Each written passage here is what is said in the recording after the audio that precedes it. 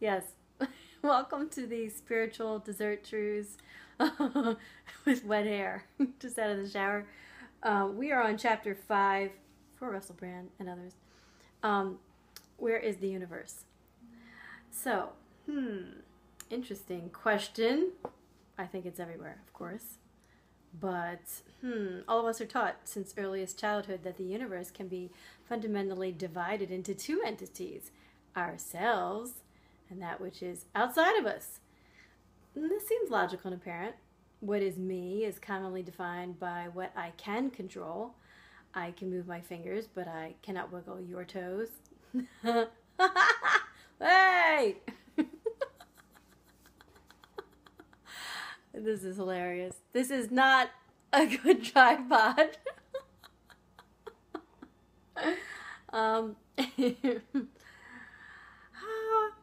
The dichotomy then is based largely on manipulation. The dividing line between self and non-self is generally taken to be the skin, strongly implying that I am this body and nothing else. Of course, when a chunk of the body has vanished, as some unfortunate double amputees have experienced, one still feels oneself to be just as present and here as before, and not subjectively. Oh my God. Can't see. Diminished in the least. This logic could be carried forth easily enough until one arrives at solely the brain itself, perceiving itself, as a me.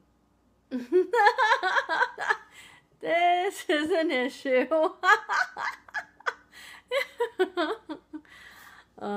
Okay, here we go. The central concept. Oh, wait. Here, as its name were shouted at a roll call.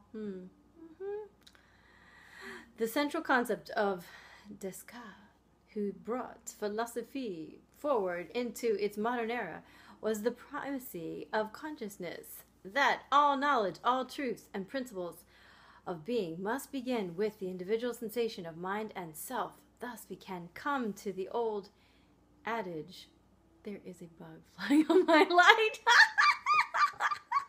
Oh my God, it's one of those episodes. Oh man. Yes. But the former pair, surely among the very greatest at all time, mark the epochs of modern philosophical history. I'll start with self. Much has been written about the sense of self, and entire religions.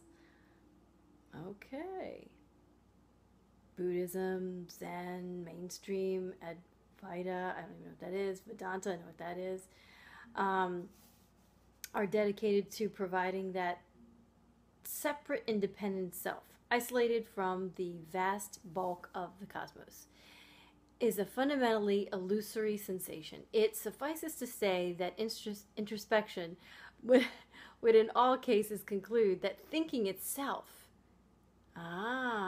is normally synonymous with the I feeling. This is not a good... Oh, man. Cut. No. Maybe I should. Should I?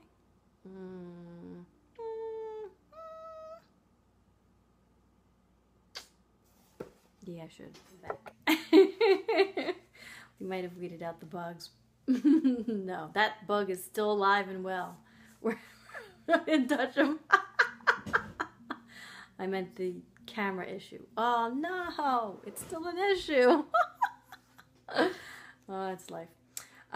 Yes, so going back to the I feeling, the obverse side of this coin is experienced when thinking stops. Many people have had moments when watching a baby or a pet or something in nature that just takes your breath away, like this camera.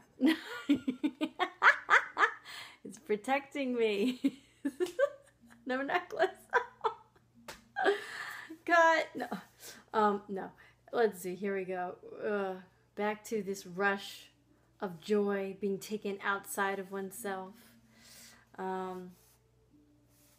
Looks like it's a phenomena showing that at least 25% of the population have had at least one experience where they've described as a sense of the unity of everything.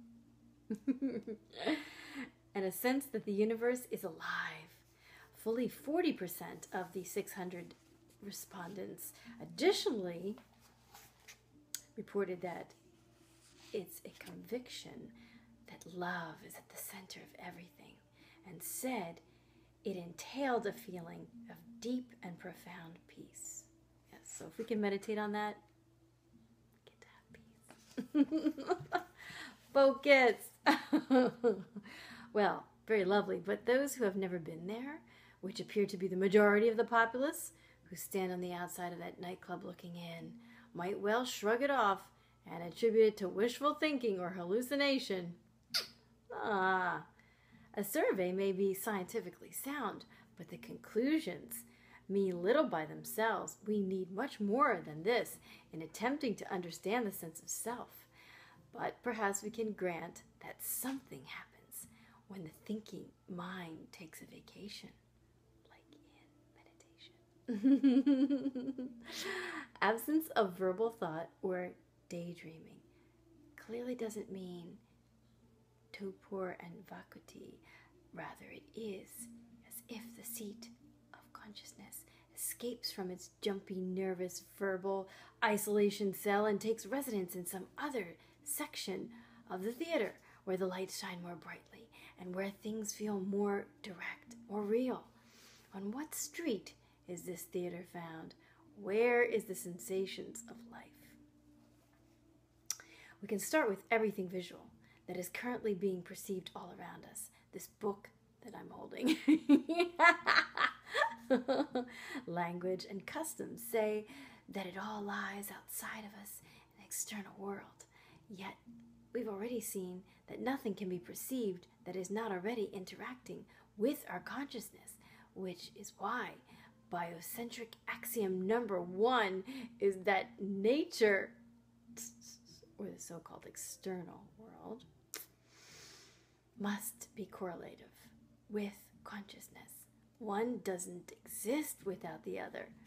What this means is that when we do not look at the moon effectively vanishes, which subjectively is obvious enough if we still think of the moon and believe that it's out there orbiting the earth, or accept that other people are probably watching it. With all such thoughts are still mental constructs. The bottom line issue here is, if no consciousness existed at all, in what sense would the moon persist, and in what form? So, what is it that we see when we observe nature? The answer, in terms of image location and neural mechanics, is actually more straightforward than almost any other aspect of biocentrism. My